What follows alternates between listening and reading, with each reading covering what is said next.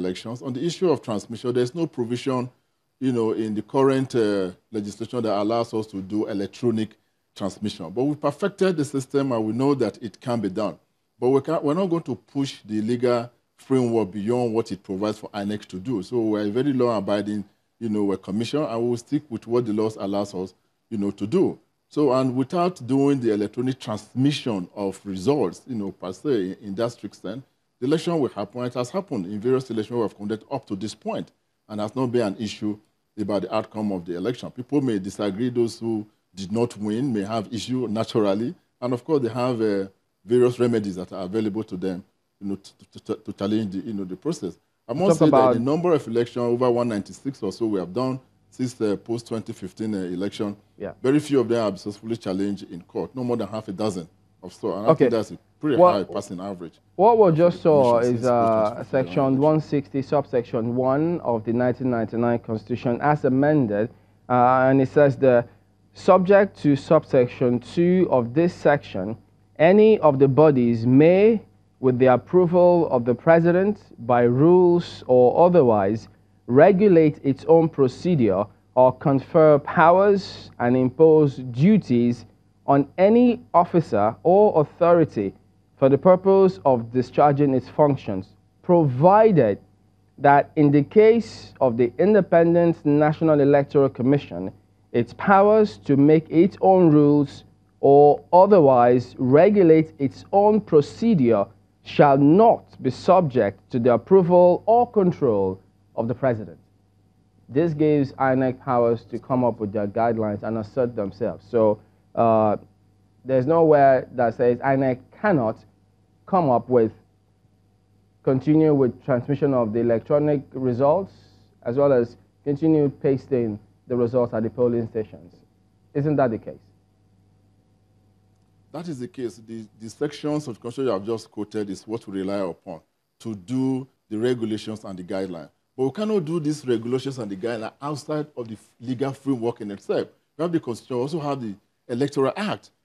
So we must make sure we do this thing within the ambit of those, macro legal document that governs what INEC does. That is why we issue, for example, for this 2019 general election, we've already issued the regulation and guideline will govern the procedure of the polls this year.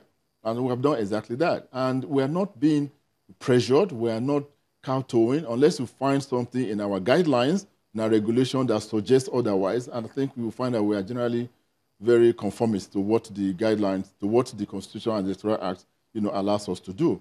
So I think people need to sort of relax and disabuse their minds about this overhanging, impression and begin to trust the process and measure whether or not INEC is actually improving on the quality of our electoral, process by looking at the outcome of the things that we have done, So I think that's what we should be doing. We are not unduly, being pressured by any person or any agency, and we rely on those. That's why we issue the regulation and the guidelines. And the regulation and the guidelines can stand the test of time as far as the legal framework, is concerned. So can we then say categorically too, or can we infer from what you've said now that relying on Section 160 sub 1 of the Constitution that INEC will, 1, paste the results at the polling centers, polling units, and then transmit the results electronically?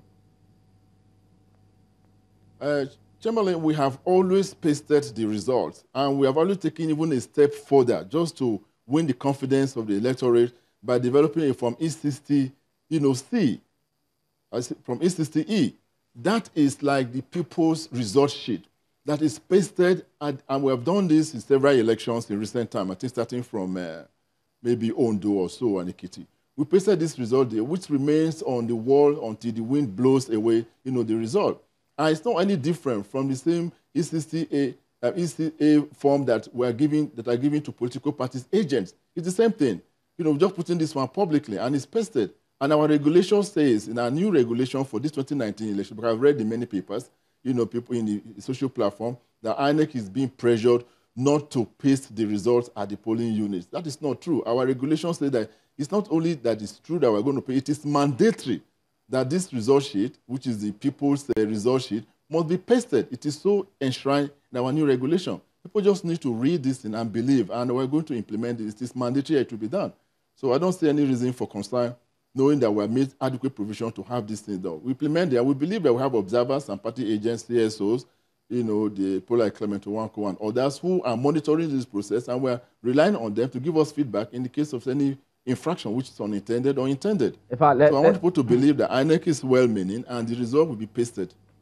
Let's get his response. Mr. Nwankwo, let's get a response on this. I mean, having talked about, listening to him speak about the pasting the results and the electronic transmission of those same results, doesn't that address the question you have about collating those results, which some political parties always have issues with?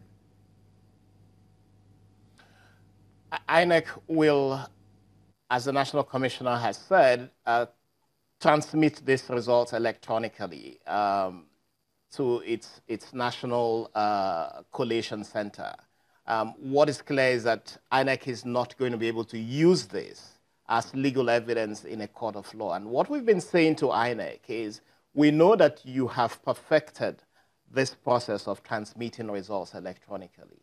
We want to be able to see this.